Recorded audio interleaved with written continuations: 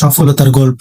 জীবনের পথে চলতে গেলে সবাই স্বপ্ন দেখে, কেউ আকাশ ছোঁয়ার, কেউ নিজের পরিচয় তৈরি করার, কেউ আবার প্রিয় মানুষগুলোর মুখে হাসি ফোটানোর। কিন্তু স্বপ্নকে বাস্তবে রূপ দিতে হলে শুধু ইচ্ছা নয়, প্রয়োজন সাহস, ধৈর্য আর নিরলস পরিশ্রম। সফলতা কোনো জাদুর ফল নয়, এটি দীর্ঘ পথের এক সুন্দর গন্তব্য।